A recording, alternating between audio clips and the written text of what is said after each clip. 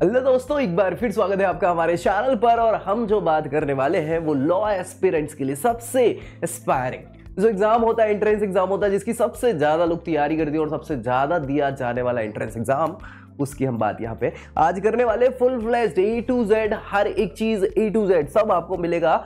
All about the CLAT. CLAT की हम बात कर रहे हैं, कॉमन लॉ एडमिशन टेस्ट। ठीक है, सो क्लैट के बारे में हम एक एक चीज कैसे क्या क्या हो सकते हैं, क्या क्या आपका सिलेबस होता है, क्या पढ़ना है, क्या आपके क्राइटेरियाज हैं, कब कब ये एग्जाम होता है, कौन कौन सी कॉलेज क्लैट एक्सेप्ट करते हैं, सारी चीजें आपको यहीं इसी वीडियो पर मिलने वाली है।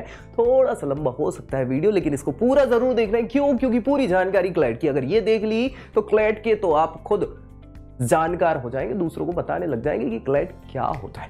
ठीक है भाई, तो पूरी क्लैट आपको ये समझना है इस वीडियो के अंदर। और दोस्तों में जरूर शेयर कर देना, क्योंकि आपके दोस्त हैं वो भी तो तैयारी कर रहे होंगे और उन्हें भी जानकारी चाहिए होगी। तो दोस्तों का काम ही क्या है, हेल्प करना। तो जल्दी से फटाक से इसको शेयर कर देना है और चैनल भी सब्सक्राइब कर लेना। क्यों? क्योंकि पूरी लॉ से सारी जानकारी, लॉ से रिलेटेड हर एक लीगली सारी चीजें यही मिलेगी आपको इसी चैनल पर। ठीक है, तो चलिए क्लैट की बात कर ले। देखो, ऐसा माना जाता है कि लॉ एंट्रेंस एग्जाम्स जो इंडिया में होते हैं उनमें टॉप 10 एंट्रेंस एग्जाम में सबसे फर्स्ट पोजीशन पे यही टेस्ट आ जाता है, क्लैट आता है। सबसे ज्यादा लोग देते भी हैं, सबसे इंपॉर्टेंट इसी को ही माना जाता है। तो चलिए क्लैट के सिलेबस की अगर हम बात करें, क्लैट एग्जाम की बात करें, तो देखो भाई साहब, जो 2 घंटे का ये एग्जाम होता है, अगर हम बात करें तो कितने समय का होता है ये एग्जाम, तो 2 घंटे का समय, मतलब 120 मिनट्स का ये एग्जाम होता है। 120 मिनट्स का डन। कोई दिक्कत परेशानी? क्वेश्चन क्या पूछे जाते हैं, बहुत बिल्कुल फ्रिक्वेंटली FAQs हैं, ये सब लोग जानना चाहते हैं जो तैयारी कर रहे हैं कि क्या क्वेश्चन, कैसा पैटर्न क्या होता है, सब्जेक्टिव ऑब्जेक्टिव क्या होता है। तो भैया MCQs यानी कि ऑब्जेक्टिव टाइप्स है ना, मल्टीपल चॉइस क्वेश्चंस होते हैं, 4 ऑप्शन होते हैं, एक क्वेश्चन होता है, उसके 4 ऑप्शन और आंसर एक सही।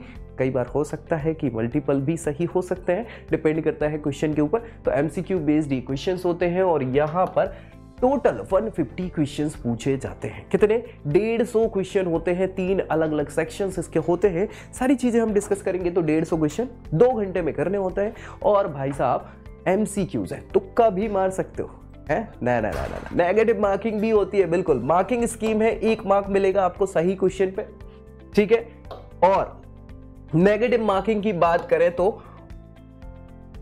0.25, मतलब अगर 4 क्वेश्चन आपके गलत हो गए तो 1 नंबर कट जाएगा। एक क्वेश्चन के गलत होने पर 0.25% मार्क्स कट जाते हैं। समझ रहे हो? 1/4 आपकी क्या हो जाती है, नेगेटिव मार्किंग हो जाती है यहाँ पे। मोड ऑफ एग्जाम ये होता है भैया ऑफलाइन। कैसा होता है? ऑफलाइन एग्जाम होता है, जी हाँ। और यहाँ पर लैंग्वेज जो है इस एग्जाम की टोटल ऑल टुगेदर इंग्लिश की है भैया। अब आप कहोगे सर आप तो हिंदी में बतौले कर रहे हो, हैं तो ऐसी जरूरत नहीं है, एग्जाम इंग्लिश में होता है, लेकिन समझ में तो हमको हिंदी आती ना भाई साहब। जी हाँ, तो हमें इंग्लिश की तैयारी भी करनी, यही सारी चीजें आपको बिल्कुल बता दी जाएगी, डोंट वरी। क्लैट एग्जाम जो है मोस्टली कब होता है? हर साल दिसंबर में रखा जाता है। कब? दिसंबर में हर साल होता है मोस्टली। अगर कोई समस्या ना आए, कोरोना जैसी महामारी या परेशानी या समस्या, इमरजेंसी कोई सिचुएशन ना आ जाए, तब तक कोशिश ये करी जाती है कि दिसंबर माह में क्लैट का एग्जाम हो हर साल। ठीक है, तो ये भी कोई समस्या वाली बात नहीं। अब सेक्शंस की अगर हम बात करें यहाँ पे कि क्या क्या सेक्शंस पूछे जाते हैं, तो भैया यहाँ पे जो क्वेश्चन पेपर के सेक्शंस हैं, 5 सेक्शन यहाँ पे दिए हुए हैं 30-30 क्वेश्चन के हिसाब से। कितने? 5 सेक्शंस हैं। जी हाँ, सबसे पहले इंग्लिश लैंग्वेज, क्योंकि ये पेपर इंग्लिश में है। लॉ की पढ़ाई इंग्लिश में ज्यादा समझ में आती है क्योंकि टर्मिनोलॉजी इंग्लिश में है ना। हिंदी में थोड़ी सी गड़बड़ हो जाती, क्रिमिनोलॉजी, अपराध शास्त्र, आदमी कहेगा पता नहीं क्या ही बोल रहा है। ठीक है, सो टर्मिनोलॉजी इंग्लिश में, इसलिए इंग्लिश को महत्ता दी जाती है, याद रखिएगा। इंग्लिश लैंग्वेज यहाँ पूछी जाएगी। करंट अफेयर्स, क्योंकि जरूरी है जानकारी आपको होना, इस समय क्या चल रहा है, समसामयिक घटनाएं क्या हो रही हैं देश दुनिया में, क्या नई चीजें चल रही हैं, या लॉ से रिलेटेड क्या चीजें चल रही है, इंक्लूडिंग जनरल नॉलेज। जीके भी पूछा जाता है आपको, बेसिक 10वीं कक्षा तक का जीके आना चाहिए। SST वगैरह वाली चीजें जनरल नॉलेज में आ जाती है। लीगल रीजनिंग, ये अलग एक 3rd पोर्शन हो जाता है। लॉजिकल रीजनिंग, लीगली वाली लीगल रीजनिंग, और लॉजिक वाली। ठीक है, और क्वांटिटेटिव टेक्निक्स जो है वो, एप्टीट्यूड्स की बात करें तो वो सारी चीजें। तो ये 5 सेक्शंस यहाँ पर डिवाइड किए गए हैं आपकी क्लैट एग्जामिनेशन में। इंग्लिश में टोटल ऑल टुगेदर पेपर रहता है आपके सारे के सारे 150 क्वेश्चंस जो है वो इंग्लिश में होने वाले हैं, एमसीक्यू बेस्ड होते हैं। आगे बात करें तो क्या कैसे क्वेश्चंस आते हैं, हमने इसको सेक्शन वाइज डिवाइड करा है। तो करंट अफेयर्स इंक्लूडिंग जीके वाला जो सेक्शन है, पोर्शन है, उसमें आपके 35 to 39 क्वेश्चंस आते हैं। 35 to 39 क्वेश्चंस आते हैं। इसके मार्क्स भी चूंकि 1 मार्क्स इक्वल है सभी के लिए, हर क्वेश्चन के लिए 1 मार्क्स ही होता है, तो 35 to 39 मार्क्स हो जाते हैं। और यहाँ पर वेटेज जो है 23.3326, यानी कि लगभग सारे लोग जो है इस सेक्शन में कम से कम 23 या 24 से 26 क्वेश्चन सही करते हैं। याद रखिएगा, इतना वेटेज आता है, इतने मार्क्स आने हैं आपके, उस हिसाब से तैयारी करना है आपको। इंग्लिश लैंग्वेज ये मोस्टली बहुत सारे बच्चों की सही होती है। जो हिंदी बेल्ट वाले बच्चे हैं, जिन्होंने हिंदी मीडियम से 12वीं करके रखी हुई है, तो उनको थोड़ी सी तकलीफें होती हैं, लेकिन वो भी अच्छे से कर सकते हैं। क्यों? क्योंकि अनसीन पैसेज हो गए, सिनोनिम एंटोनिम्स हो गए, या यहाँ पर करेक्ट स्पेलिंग और बहुत सारी ऐसी चीज़ें हैं, fill in the blanks type के क्वेश्चंस पूछे जाते हैं। तो भैया 28 से 32 क्वेश्चन यहाँ पे इंग्लिश के होते हैं, जिनमें मार्क्स तो 28 to 32 ही होंगे। और इसमें ऑन एन एवरेज बच्चों के मार्क्स जो हैं वो 18.66 to 21.33, मतलब कहने की बात है लगभग 18 से 22 तक एवरेज है। ऑन एन एवरेज ये बच्चों के मार्क्स इसमें आने चाहिए। ठीक है। लॉजिकल रीजनिंग ये इजी होती है, बहुत इजी होती है, हर बच्चा कर लेता है दिमाग लगा के, क्योंकि इतना दिमाग तो हमारा चलने लग जाता है कि हम रीजनिंग कर पाए, है ना, अभी व्यक्ति को समझ पाए। 28 to 32 ये क्वेश्चंस यहाँ भी रहते हैं, सेम मार्क्स भी रहेंगे, और लगभग सेम टू सेम यहाँ भी क्राइटेरिया आपका क्या हो जाता है, ओवरऑल वेटेज इनका लॉजिकल रीजनिंग का हो जाता है। किसके जैसा? इंग्लिश के जैसा। क्वांटिटेटिव टेक्निक्स में 13 से 17 क्वेश्चंस रहते हैं, सेम मार्क्स रहेंगे, और यहाँ बच्चे थोड़ा सा गड़बड़ हो जाते हैं। क्यों गड़बड़ हो जाते हैं? क्योंकि हम लॉ फील्ड वाले हैं। हाँ, जो साइंस फील्ड वाले क्लाइंट देते हैं उनके फिर भी ठीक आ जाते हैं। हम तो भैया, हमें गणित ही तो अच्छा नहीं लगता था, इसलिए हमने साइंस फील्ड नहीं ली, है कि नहीं। सो हम आर्ट्स वाले हैं तो मैथ थोड़ा सा गड़बड़ हो जाता है, इसलिए बहुत कम यहाँ पे वेटेज जाता है, 8.66 to 11.33, मतलब लगभग 8 से लेके 12 क्वेश्चंस। ठीक है, बहुत बढ़िया। लीगल रीजनिंग 35 to 39 यहाँ पे क्वेश्चंस रहते हैं, सेम मार्क्स रहेंगे, और थोड़ा सा यहाँ पे 23 to 26 के आसपास यहाँ पे वेटेज इनके मार्क्स का रहता है। तो ऑल ओवर अगर हम बात करें तो बहुत कुछ टफ नहीं है एग्जाम, बहुत अच्छे से इसको प्रिपेयर किया जा सकता है। सेक्शन वाइज भी हम काम कर सकते हैं, अदरवाइज ऑल टुगेदर यहाँ पे भी काम हो सकता है। नंबर ऑफ क्वेश्चंस यहाँ पे अगर बात करें इंग्लिश लैंग्वेज के, तो हमने देखा है कि 28 से 32 28 to 32 क्वेश्चंस पूछे जाते हैं, और इसमें वेटेज जो है 18 to 22 के आसपास रहता है। डिफ़िकल्टी लेवल जो है वो थोड़ा सा डिफ़िकल्ट 12th स्टैंडर्ड के आसपास का रहता है, 10th का नहीं रहता, 12th का रहता है। तो इंग्लिश थोड़ी सी टफ लगती है बच्चों को अगेन।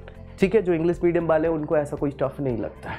फिर इंग्लिश में क्या क्या क्वेश्चंस पूछे जा सकते हैं, तो सबसे ज़्यादा मैंने बताया है कि पैसेज बेस्ड क्वेश्चंस पूछे जाते हैं। अनसीन पैसेजेस हमने बहुत करे हैं, हर एग्जाम में करे हैं, बचपन से 6th क्लास से लेके हम 12th तक अनसीन पैसेज इंग्लिश में करते हुए आ रहे हैं, तो वही आपको पूछे जाते हैं। इसमें लेंथ होती है ईच पैसेज की, अगर बात करें तो 450 वर्ड्स के अराउंड इनकी लेंथ होती है, इतने वर्ड्स का एक पैसेज होता है।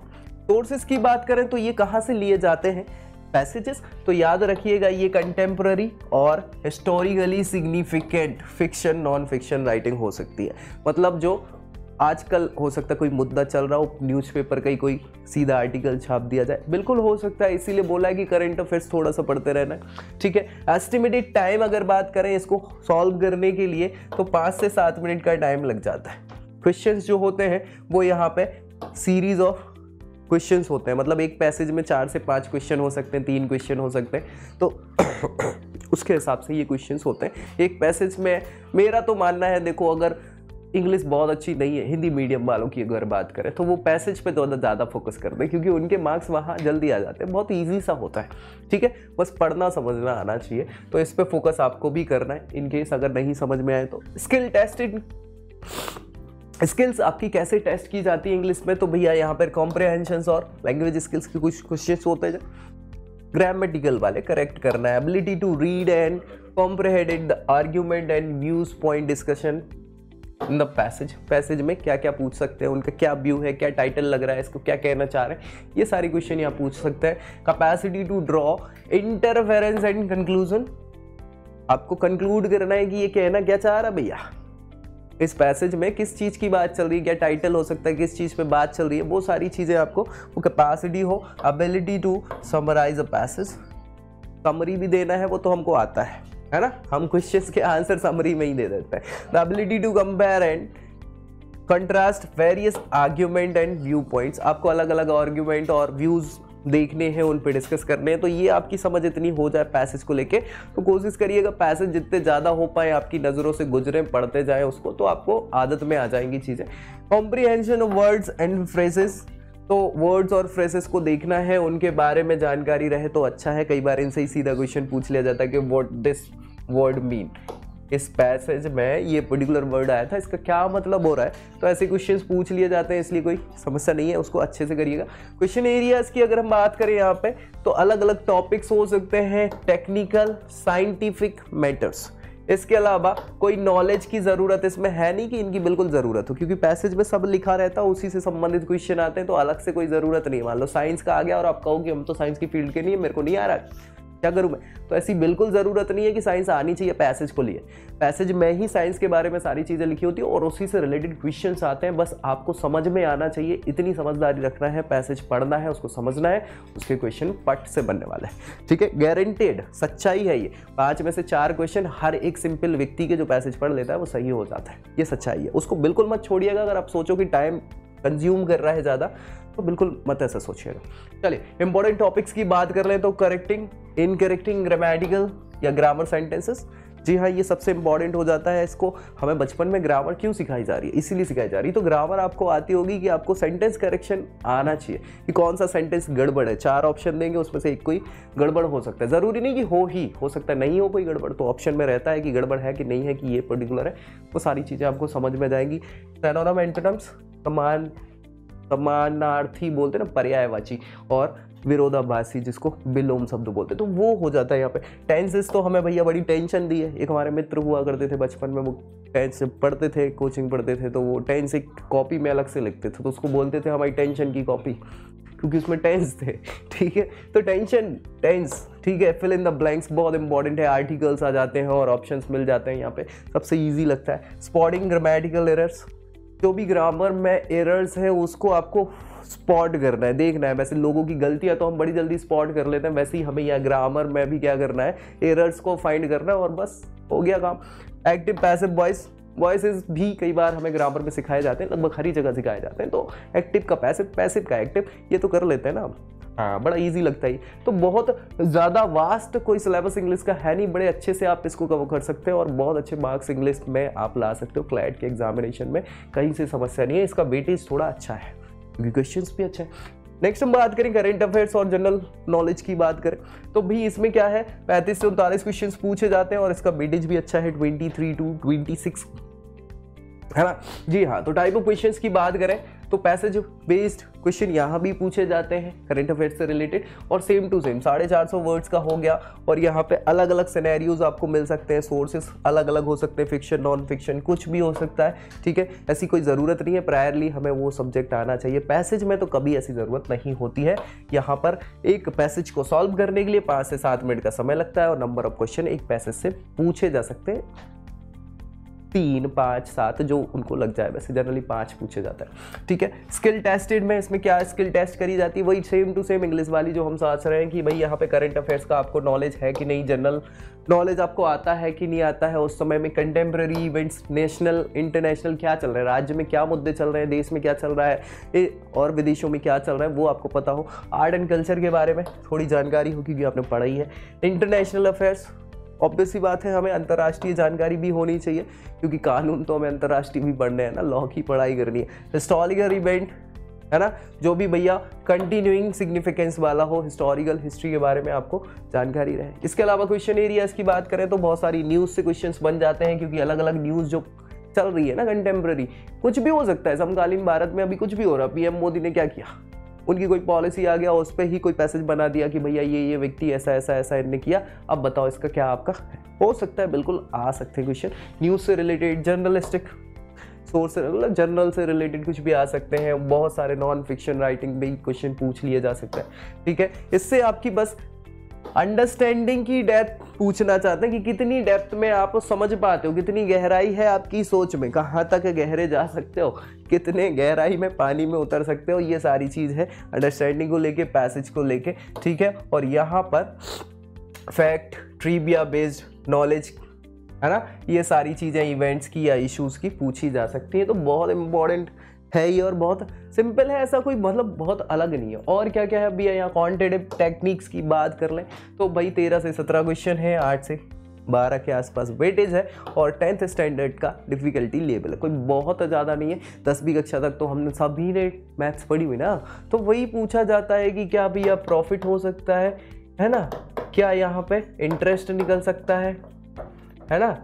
हाँ, सीरीज की बात कर लेंगे कि भैया ये सीरीज है, नंबर सीरीज में क्या कैसा हो सकता है, तो वो इस टाइप के सारे क्वेश्चन आते हैं, है ना, 10वीं कक्षा तक के, कोई बहुत हार्ड एंड फास्ट नहीं है। ठीक है, और बात करें तो क्या क्या क्वेश्चन हो सकते हैं, तो यहाँ पर प्रोपोजिशंस के रिलेटेड शॉर्ट सेट्स, है ना, फैक्ट, प्रोपोजिशन, ग्राफ से रिलेटेड आ सकते हैं, टेक्सचुअल मटेरियल हो सकते हैं, पिक्टोरियल, मतलब डायग्रामेटिक भी हो सकते हैं, रिप्रेजेंटेशंस भी हो सकते हैं, न्यूमेरिकल इन्फॉर्मेशन भी हो सकती है।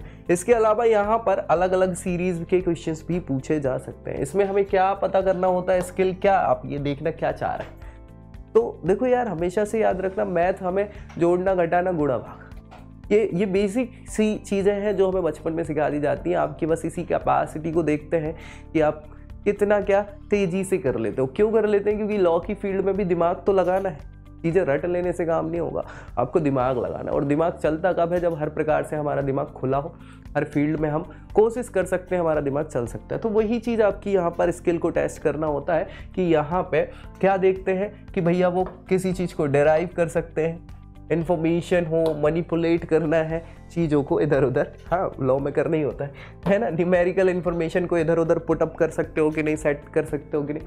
Apply 10th standard mathematical operation, कौन कौन से, ratio, proportion, basic algebra, mensuration, statistics, stats जिसको हम बोलते हैं, तो वो सारी चीज़ें यहाँ पे पूछ लिए जाती हैं। और बात करें तो नंबर थ्योरी, बेसिक अर्थमेटिक के क्वेश्चंस आ सकते हैं, एवरेज की क्वेश्चन, परसेंटेज की questions, ratio, proportion, mixture, alligation, है कि इतना दूध था, मिल्क था इतना, और उसमें इतना हमने पानी मिला दिया, तो अब वो नया मिक्सचर कितना बन गया।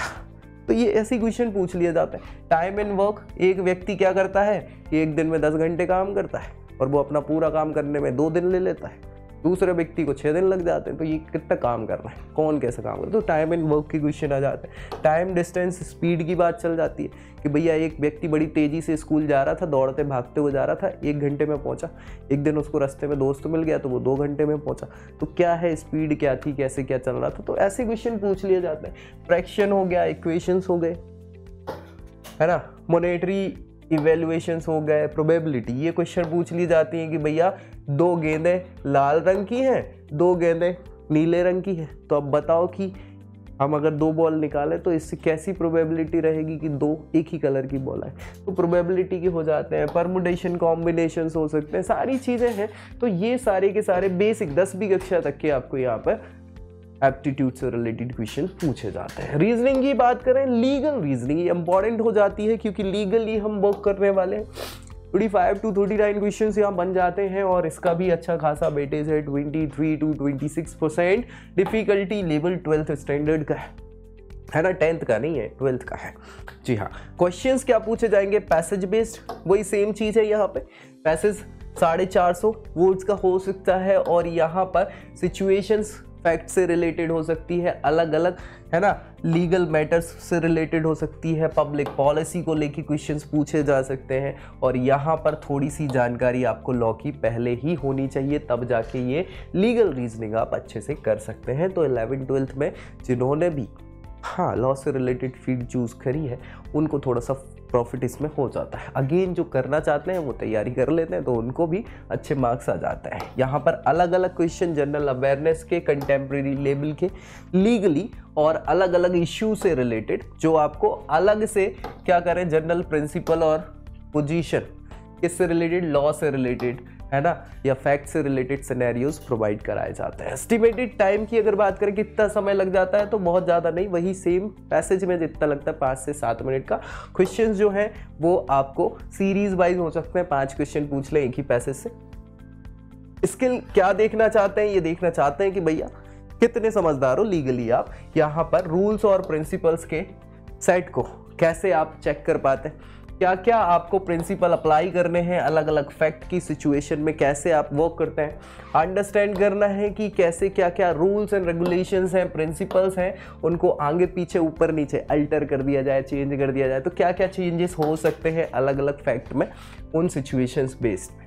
क्वेश्चन की अगर बात करें किस मैटर से बेस्ड होते हैं, कैसे आते हैं, तो न्यूज़ आर्टिकल्स के हो सकते हैं, बुक्स के हो सकते हैं, जो आपको अलग अलग लॉ से रिलेटेड टॉपिक्स की बुक्स हैं उनसे। सर्टेन अलग अलग पैसेजेस हो सकते हैं जो क्या है स्पेसिकली स्पेसिफाई जो होते हैं ना, एग्जाम की बुक्स जो आती हैं प्रिपरेशन वाली, उनमें बहुत सारे हाँ जो बनाई ही जाते हैं इन एग्जाम्स के लिए वैसे।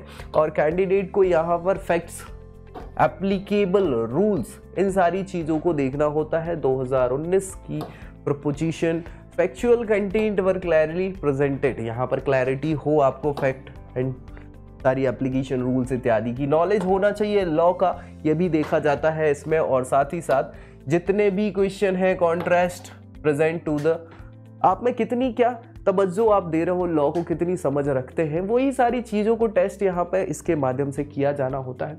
लीगल रीजनिंग में अगर बात करें तो लीगल मैगजिम्स से रिलेटेड क्वेश्चन बन जाते हैं। इम्पॉर्टेंट सुप्रीम कोर्ट जजमेंट, ये कई बार पूछे जाते हैं, क्योंकि ये केवल आज की बात नहीं है, ये जीवन भर आपको इन्हीं बेसिस पे काम करना होता है।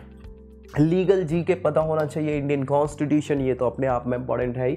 Important acts, amendments and the legislature के द्वारा जो किए गए हैं अभी तक की बात करें 105 है ना, कॉन्स्टिट्यूशनल अमेंडमेंट हो चुके हैं कॉन्स्टिट्यूशन में, हाँ, और होते चले जाएंगे। करंट अफेयर्स में पता होगी कैसे क्या लेजिस्लेचर काम कर रही है, किस चीज़ को लेके काम हो रहा है, कौन से एक्ट पे काम चल रहा है, मतलब एक्ट पे क्या बिल पे काम चल रहा है, किस टॉपिक पे चीज़ें हो रही हैं। लॉजिकल रीजनिंग में यहाँ पे वो लीगल रीजनिंग थी, ये लॉजिकल रीजनिंग है, ये सब पे बनती है। 28 से 32 क्वेश्चन है, 18 to 22 ये वेटेज हो जाता है इनका।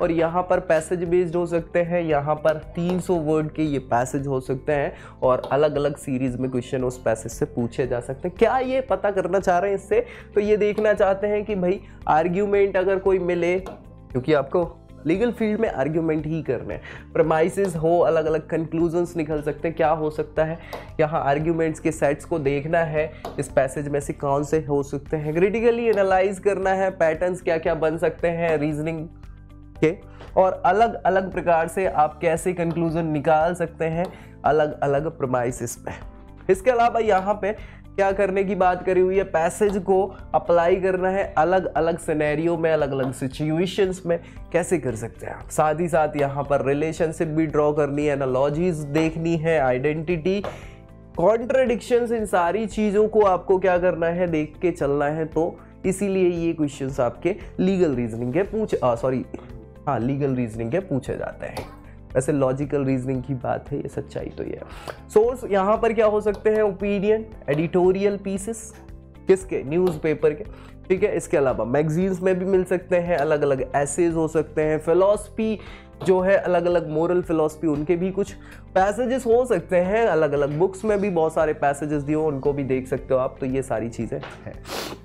अब हम देख लेते हैं कि क्लैट एग्जाम हमने दे दिया, हमें ये पता चल गया कि भैया पैटर्न कैसा क्या होता है क्लैट का। अब हमने क्लैट का एग्जाम के लिए प्रिपेयर करा, और कैसे क्या मार्क्स चाहिए, कौन कौन से हमें कॉलेजेस या यूनिवर्सिटीज़ मिल सकती हैं लॉ से रिलेटेड। तो नेशनल लॉ यूनिवर्सिटीज़ जो हैं ऑल ओवर द इंडिया कौन कौन सी पार्टिसिपेट करती हैं क्लैट में, मतलब क्लैट के स्कोर कार्ड के बेसिस पे हमें किस किस यूनिवर्सिटी में एंट्रेंस मिल सकती है या फिर हमें एडमिशन मिल सकता है। तो सबसे पहले बात करें तो भाई साहब national law school of India university Bangalore, ये NLSIU कहलाता है, बेंगलोर में है।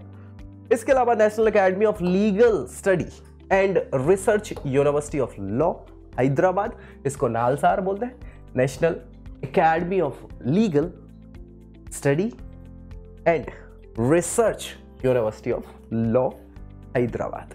National law institute university Bhopal, ठीक है। इसके अलावा west Bengal national university of jurisdiction science Kolkata, जिसको हम WBNUJS। National law university Jodhpur NLUJ, ठीक है।